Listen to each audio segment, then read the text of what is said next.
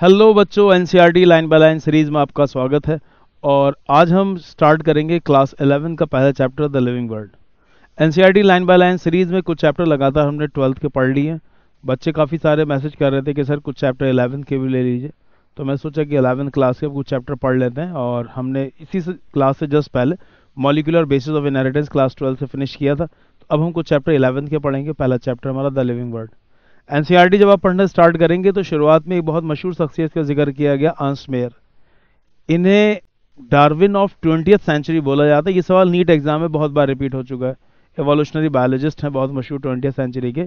जो हम स्पीशी की डेफिनेशन पढ़ते हैं कि similar organism that are capable of interbreeding and produce fertile offspring. Similar organism जो कि साथ साथ रहते हैं और बच्चे पैदा करते हैं, वो स्पीशी कहलाते हैं। जैसे कि अगर एक कमरे के अंदर आप एक पैरट को और एक पीजियन को बंद कर दें, दोनों का साइज तकरीबन बराबर है और दोनों ही बर्ड हैं, लेकिन कभी जिंदगी भर एक दूसरे में मैटिंग नहीं करेंगे क्योंकि वो सेम स्पीशी नहीं है। तो स्पीशी की डेफिनेशन जो बायोलॉजिकल स्पीशीज कॉन्सेप्ट है वो अर्नस्ट मेयर नहीं दिया था।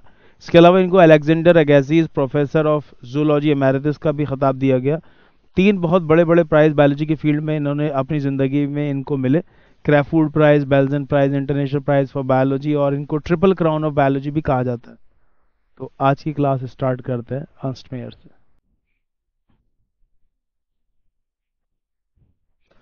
He was born on 5 July 1904 in Campton, Germany. Ernst Mayr, the Harvard University evolutionary biologist। तो अगर आपसे पूछा जाए एक सवाल कि अर्नस्ट मेयर क्या थे, तो आप बोलेंगे evolutionary biologist थे। Who has been called the Darwin of the 20th century। NEET exam में कई बार ये सवाल पूछा जा चुका है कि the Darwin of 20th century was, तो आपने आंसर लगाना Ernst Mayr. Ernst Mayr was one of the 100 great scientists of all the time. Mayer joined Harvard Faculty of Arts and Science in 1953 and retired in 1975, assuming the title Alexander Agassiz Professor of Zoology Emeritus। ये सवाल भी NEET exam में पूछा जा सकता है कि Alexander Agassiz professor of zoology emeritus का टाइटल किसे दिया गया था। आपने आंसर लगाना है Ernst Mayr. Throughout his nearly 80-year career, his research spanned ornithology, taxonomy, zoo geography, evolution, systematics, and history and philosophy of biology। काफ़ी सारी fields में उन्होंने काम किया। He almost single-handedly made the origin of species diversity the central question of evolutionary biology that it is today। He also pioneered the currently accepted definition of biological species। Biological species concept, species किसे कहा जाएगा, ये definition भी Ernst Mayr ने ही दुनिया वालों को समझाई थी। कि similar organism that are capable of interbreeding and produces fertile offspring. एक जैसा ऑर्गेनिज्म जो कि साथ साथ रहते हैं और बच्चे पैदा कर सकते हैं, वो स्पीशी कहलाएंगे। Mayr was awarded the 3 prizes widely regarded as the triple crown of biology. इनको 3 बड़े प्राइज बायोलॉजी की फील्ड में मिल चुके हैं जिनको ट्रिपल क्राउन ऑफ बायोलॉजी कहा जाता है। इसमें प्राइजेस के नाम है Balzan prize, international prize for biology and Crafoord prize. ये 3 प्राइज के नाम आपको याद रखने हैं। शुरू करते हैं पहला चैप्टर और देखते हैं कि एनसीईआरटी में क्या बातें यहां पर समझाई गई हैं। How wonderful is the living world. The wide range of living types is amazing. The extraordinary habitats in which we find living organism, be it cold mountains, deciduous forests, oceans, freshwater lakes, deserts और hot springs leave us speechless। तो nature की खूबसूरती की तारीफ करते हुए NCERT बताया गया कि हमें वाइड वैरायटी ऑफ ऑर्गेनिज्म, अलग अलग हैबिटेट मिलते हैं। इंतहाई ठंडे इलाकों में भी और काफ़ी गर्म इलाकों में भी हमें देखने को मिलते हैं काफ़ी सारे organism. The beauty of galloping horse, of the migrating birds, the valley of the flowers and the attacking shark evokes awe and a deep sense of wonder। The ecological conflict and cooperation among members of a population and among populations of a community, or even the molecular traffic inside a cell, make us deeply reflect on what indeed is life। तो शुरुआत में बस ऐसी normal सी बातें हो रही हैं। This question has 2 implicit questions within it। The first is a technical one and seeks answer to what living is as opposed to the non-living, and the second is philosophical one and seeks answer to what the purpose of life is। As scientists, we shall not attempt answering the second question, we will try to reflect on what is living। और मज़े की बात यह है कि जो topic था what is living, वही अभी नए एनसीईआरटी के एडिशन से डिलीट कर दिया गया है। वरना पहले लिविंग की डेफिनेशन बताया जाया करती थी और कैरेक्टरिस्टिक्स ऑफ लिविंग बताए जाते थे। Growth, reproduction, metabolism, cell organisation, consciousness अभी बताया था। इसमें डिफाइनिंग फीचर कौन से, काफ़ी सारे इंटरेस्टिंग पॉइंट्स थे, वो पूरा का पूरा टॉपिक डिलीट कर दिया, लेकिन पहला पैराग्राफ छोड़ दिया। इसलिए ये जो इन्होंने कहा कि हम पहले क्वेश्चन में ज़्यादा इंटरेस्टेड हैं बायोलॉजी स्टूडेंट होते हुए, वो भी यहाँ से इन्होंने डिलीट कर दिया। और जो पहला टॉपिक अब आपको यहाँ पर देखने को मिलेगा वो है diversity in the living world. 9th class के अंदर भी आपको ये बात टीचर ने बताई होगी कि अब तक की जो रिकॉर्डेड स्पीशीज़ हैं जिनके बारे में हमें मालूमात है वो 1.7 से 1.8 मिलियन स्पीशीज़ हैं। फिर यहाँ टॉपिक का माहौल कुछ इस तरीके से बनाया गया कि इतनी लाखों स्पीशीज़ को हम अलग अलग तो नहीं पढ़ पाएंगे, बहुत मुश्किल है। तो फिर उनको क्लासीफाई करना था कि अलग अलग ग्रुप्स में सिमिलैरिटीज़ और डिफरेंसेस के हिसाब से हम उनको डिवाइड कर दें ताकि उनकी पढ़ाई आसान हो जाए। 9th क्लास में आपका जहन बनाया गया कि इस तरफ पहली बार अच्छे तरीके से शुरुआत कैरोलस लिनाइयस ने की थी, और उसने उस ज़माने में मौजूद तमाम प्लांट्स और एनिमल्स को दो ग्रुप में अलग अलग किंगडम से डिवाइड कर दिया था। और फिर वहाँ पर अपने सवाल याद किया होगा 9th क्लास में, 2 किंगडम क्लासिफिकेशन किसने दी थी? कैरोलस लिनाइयस ने। और इन्होंने बाकायदा हर एक प्लांट और एनिमल को उस ज़माने में एक साइंटिफिक नेम दिया, उसके बाकायदा रूल्स बनाए। उन साइंटिफिक नेम को उन्होंने लैटिन ज़बान से लिया, और हर एक साइंटिफिक नेम में दो नाम होंगे। पहला नाम कहलाएगा जीनस नेम या जेनरिक नेम, और दूसरा नाम स्पीशीज नेम या स्पेसिफिक एपिथेट। और जब आप उन्हें हाथ से लिखेंगे then it should be underlined separately, और बुक्स में जब इन्हें छापा जाएगा then it should be in italics.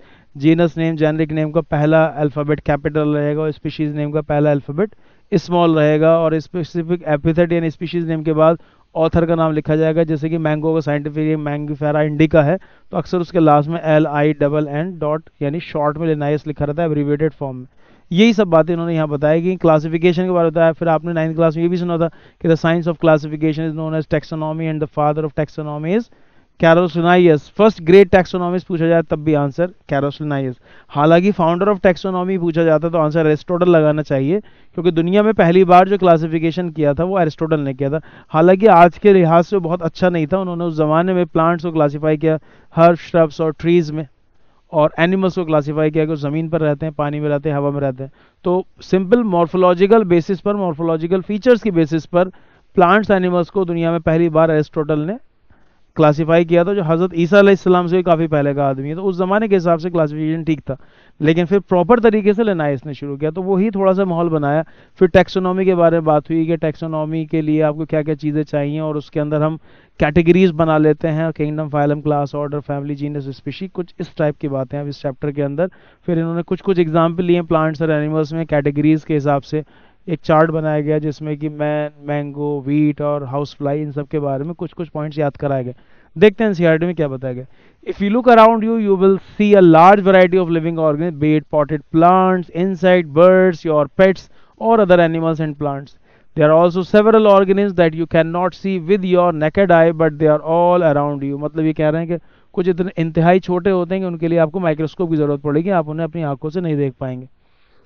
If you were to increase the area that you make observations in, the range and variety of organisms that you see would increase.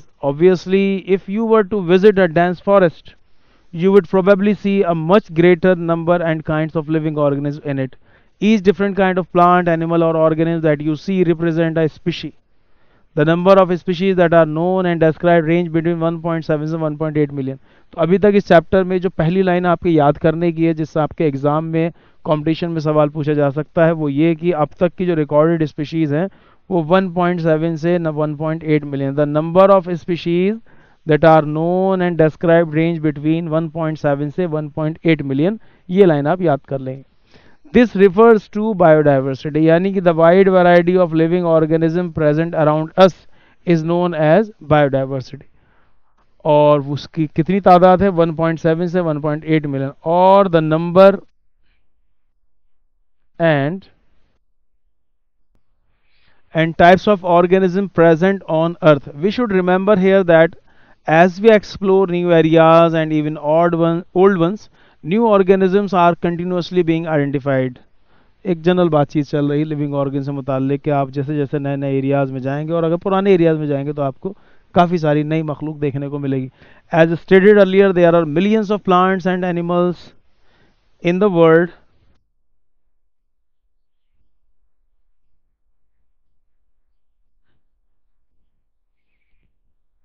we know the plants and animals in our own area by their local names. These local names would vary from place to place, even within a country. Probably you would recognize the confusion that would be created if we did not find ways and means to talk to each other to refer organisms we are talking about. तो सारी बातें वही हैं जो 9th standard में आपको बताया गई थी कि हम अपने एरिया में अपनी लोकल ज़बान में उनको बुलाते हैं. तो अगर आप बड़े लेवल पर देखेंगे तो उसमें कन्फ्यूज़न क्रिएट हो सकता है कि हो सकता है एक ही एनिमल को अलग अलग लोग अलग अलग नाम से बार बार पढ़ लें. तो क्यों ना फिर उसको एक प्रॉपर नाम दिया जाए. बाइनोमियल नोमेनक्लेचर के बारे में यहाँ पर बात हो रही है. Hence there is a need to standardize the naming of living organisms such that a particular organism is known by the same name all over the world. This process is called nomenclature. Obviously, nomenclature or naming is only possible when the organism is described correctly and we know to what organism the name is attached to. This is identification. कह रहा है हर एक organism का एक सही से specific नाम दे दिया जाए और उससे फिर हम पहचान सकें उसको, और यही आइडेंटिफिकेशन कहलाएगा. In order to facilitate the study, number of scientists have established procedures to assign a scientific name to each known organism. इसके लिए काफ़ी सारे साइंटिस्ट ने कई तरीके निकाले साइंटिफिक नेम देने के ऑर्गेनिज्म को. This is acceptable to biologist all over the world, जो कि ऑल ओवर द वर्ल्ड सारे बायोलॉजिस्ट से मान सके. For plant, scientific name are based on agreed principles and criteria which are provided in international code for botanical nomenclature. उन्होंने बताया कि plants के नाम देने के लिए जो डिपार्टमेंट है जहाँ पर रूल्स बनाए जाते हैं वो है international code of botanical nomenclature. ऐसी एनिमल्स का नाम के लिए international code of zoological nomenclature. इसी तरीके से बैक्टीरिया के नाम के लिए international code of bacteriological nomenclature. Virus के नाम के लिए international code of viral nomenclature. ये वो डिपार्टमेंट्स हैं जहाँ पर कि in plants, animals, virus, bacteria के साइंटिफिक नेम रखे जाते हैं. The scientific name ensure that each organism has only one name. Scientific name में इस बात का ध्यान रखा जाता है कि हर ऑर्गेनिज्म को एक ही नाम दिया जाए. Description of any organism should be enable the people in any part of the world to arrive at the same name, और ताकि पूरी दुनिया में जब भी कहीं कोई डिस्क्रिप्शन चल रहा हो तो आदमी उसी नाम के हिसाब से उसे जाने. They also ensure that such a name has not been use for any other known organism. और इस बात का भी वो एंश्योर कर लेते हैं कि ऐसा ना हो कि एक ही एनिमल के एक से ज़्यादा नाम या फिर एक नाम दो अलग अलग एनिमल्स को या प्लांट्स को दे दिया जाए. ऐसा ना हो, हर एक के लिए एक स्पेसिफिक नाम. Biologists follow universally accepted principles to provide scientific names to known organism. Each name has two components, the generic name and the specific epithet. हर एक ऑर्गेनिज्म को जो साइंटिफिक नेम दिया जाता है उसमें दो कंपोनेंट होते हैं, उसके दो पार्ट. पहला कहलाता है जेनरिक नेम और दूसरा कहलाता है स्पेसिफिक एपिथेट. ये वही है जो कि 9th-10th में आपने जीनस नेम और स्पीशीज नेम के नाम से सुना होगा. This system of providing a name with two component is called binomial nomenclature. यही binomial nomenclature कहलाता है जिसमें कि हर एक साइंटिफिक नेम के दो कंपोनेंट होते हैं. पहला जेनरिक नेम, जीनस नेम, और दूसरा स्पेसिफिक एपिथेट यानी कि species name. This naming system given by Carolus Linnaeus is being practiced by biologists all over the world. तो यहीं पर एक छोटी सी बात निकल कर आई कि binomial nomenclature किसने दिया था? Carolus Linnaeus. This naming system using a two-word format was found convenient. Let us take the example of mango to understand the way of providing scientific names better. The scientific name of mango is Mangifera indica. Mango का scientific name Mangifera indica. ये सवाल भी NEET exam में कई बार आ चुका है. आगे उन्होंने साइंटिस्ट के नाम के साथ इसको एक बार फिर से लिखा, Mangifera indica Lin. Linnaeus की शॉर्ट फॉर्म, एब्रीविएटेड फॉर्म लिखा गया. वो ऑप्शन पूरा ज़्यादा अच्छा है, वो आ चुका है. Let us see how it is a binomial name. In this name, Mangifera represent the genus. Mangifera show करता है इसमें जीनस, एंड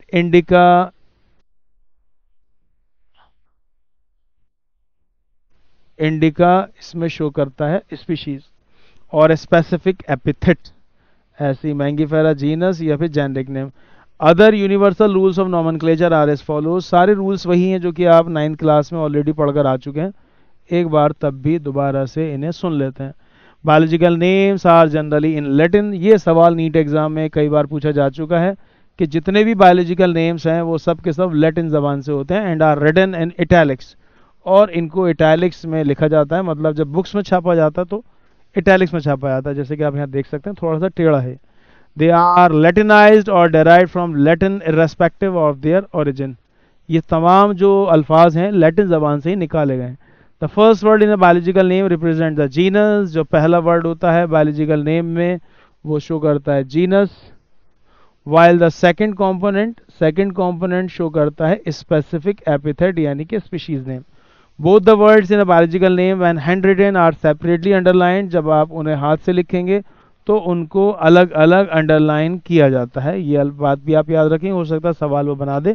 और प्रिंटेड इन इटैलिक्स, और जब इन्हें किताबों में छापा जाता है तो इसको इटैलिक्स में यानी थोड़ा टेढ़ा करके प्रिंट किया जाता है to indicate their Latin origin, जिससे कि पढ़ने वालों को समझ में आ सके ये एक साइंटिफिक नेम है।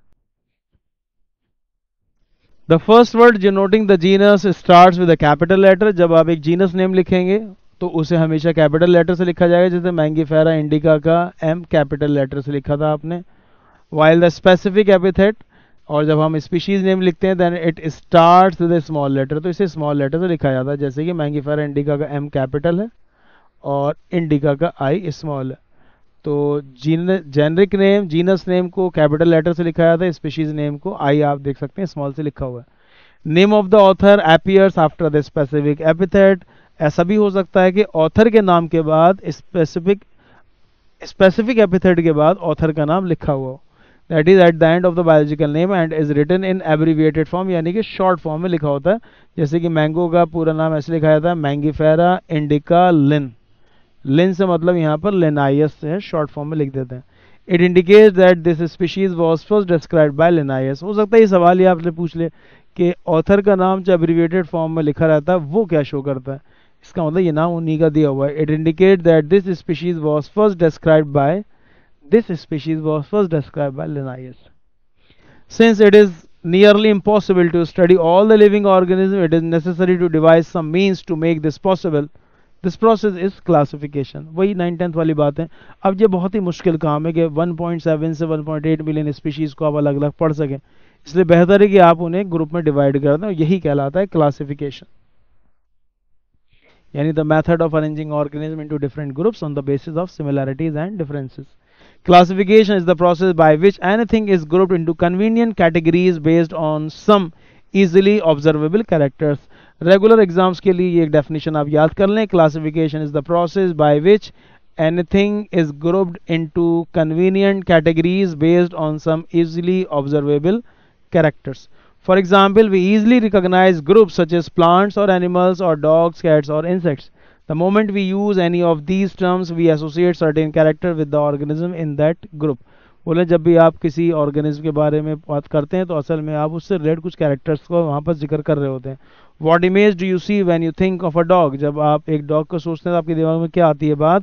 Obviously, each one of us will see dogs and not cats.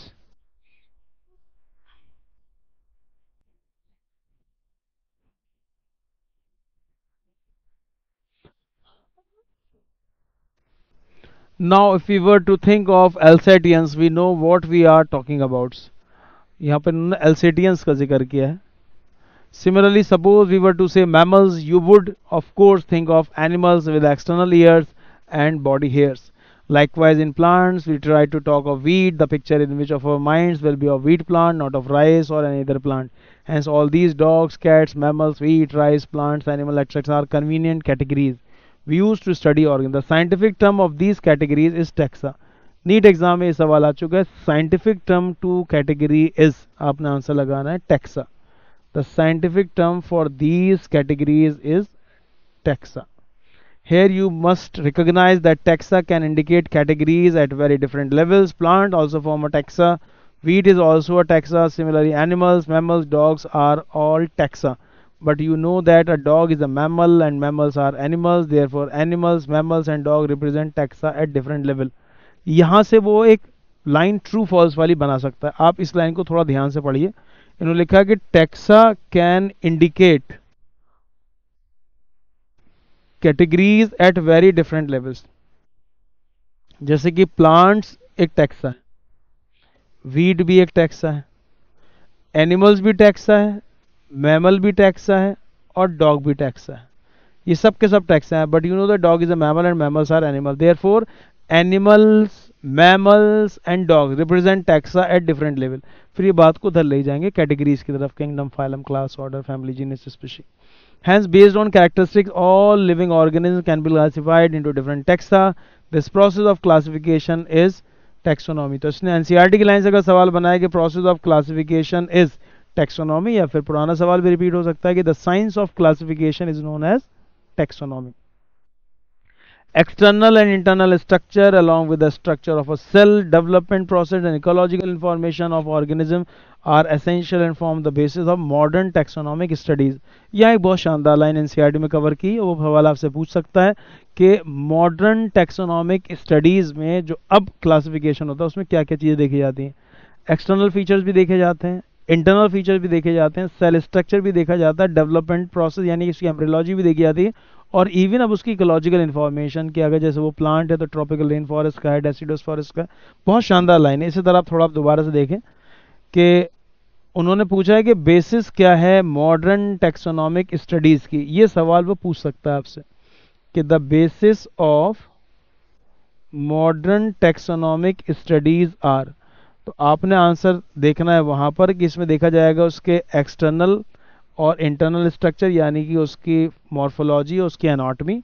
इसके अलावा along with the structure of cell, cell का स्ट्रक्चर भी देखा जाएगा। इसके अलावा उसका डेवलपमेंट प्रोसेस यानी कि उसकी embryology and the ecological information of the organism, ये तमाम चीज़ में देखी जाएंगी। तो इसे आप थोड़ा अच्छे से याद कर लें कि मॉडर्न टैक्सोनॉमिक स्टडीज़ में क्या क्या देखा जाता है।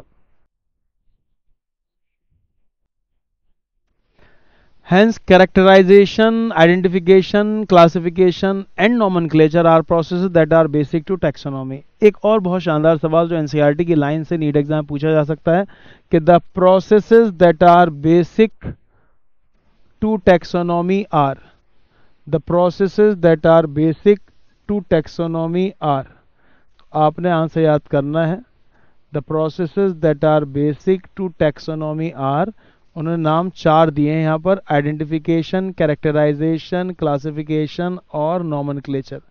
Identification, characterization, classification and nomenclature, these processes are basic to taxonomy. ठीक है ना। इसमें भी अगर सवाल पूछा जाता है the first act in classification is, आपको आंसर लगाना identification. Taxonomy is not something new. Human beings have always been interested in knowing more and more about the various kinds of organisms, particularly with reference to their own use. In early days, human beings needed to find sources of their basic needs of food, clothing and shelter. Hence, the earliest classification were based on the uses of various organisms. एक और सवाल NEET exam में NCERT की line से पूछा जा सकता है कि the earliest classification were based on the, आप आंसर लगा देंगे, यूजेस ऑफ वेरियस ऑर्गेनिज्म। शुरुआत में जो क्लासिफिकेशन थी वो इस बेसिस पर थी कि हम किससे कौन सी चीज़ हासिल करते हैं, uses of various organism. Earliest classification was based on uses of various organism. ये लाइन आप याद कर लेंगे। Human beings were since long not only interested in knowing more about different kinds of organism. इंसान बहुत ज़माने से केवल इसी चीज़ में इंटरेस्टेड नहीं था कि कौन कौन से ऑर्गेनिज्म दुनिया में पाए जाते हैं and their diversities, but also the relationship among them. मतलब वो इवोल्यूशनरी रिलेशनशिप की बात कर रहा है, इस दुनिया कौन पहला आया होगा कौन बाद में आया होगा। This branch of study was refer to as systematics, और साइंस की इस ब्रांच को बोला था सिस्टमैटिक्स। आपने नोटिस किया होगा जब प्लांट किंगडम पढ़ाया था सबसे पहले सबसे लोअर कैटेगरी प्लांट यानी एल्गी, फिर उनसे बेहतर ब्रायोफाइट, फिर उनसे बेहतर ट्राइडोफाइट, फिर उनसे बेहतर जिम्नोस्पर्म और फिर सबसे एडवांस एंजियोस्पर्म। ऐसे ही एनिमल किंगडम में भी सबसे पहले पढ़ाया जाता है पॉरीफेरा, फिर सेलेंटेटा, फिर टैनोफोरा, प्लेटीहेल्मिन, लोअर से हायर की तरफ। यही कहलाता है कि आपने उनको अरेंज कर दिया है एवोल्यूशनरी रिलेशनशिप के हिसाब से। फिर आगे सिस्टमैटिक के बारे में बताया, the word systematic derived from the Latin word system. ये बात पूछी जा चुकी है कि वर्ड सिस्टमैटिक किससे लिया गया है, लैटिन वर्ड सिस्टेमा से, और इसका मतलब क्या, सिस्टमैटिक अरेंजमेंट ऑफ ऑर्गेनिज्म। ये लाइन कई बार रिपीट हो चुकी है। The word systematic is derived from the Latin word systema which means systematic arrangement of organisms.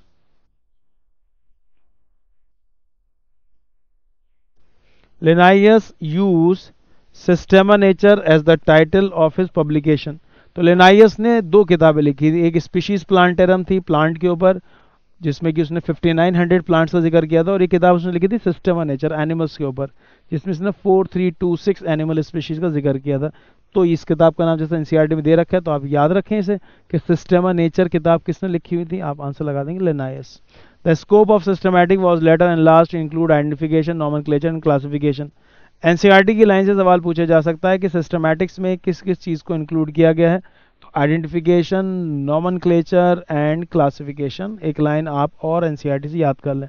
Systematic takes into account evolutionary relationship between organism. तो सिस्टमैटिक में क्योंकि सिर्फ डाइवर्सिटी को ही नहीं इंपॉर्टेंट है इंसानों के लिए, वो ये भी समझना चाह रहे थे इस दुनिया में कौन पहले आया कौन बाद में आया। तो ये जो इवोल्यूशनरी रिलेशनशिप के हिसाब से आप डाइवर्सिटी को, वाइड वैरायटी ऑफ ऑर्गन्स को अरेंज करते हैं, ये भी सिस्टमैटिक्स में आ जाएगा। नेक्स्ट थोड़ा समझ लेते हैं टेक्सोनोमिक कैटेगरीज।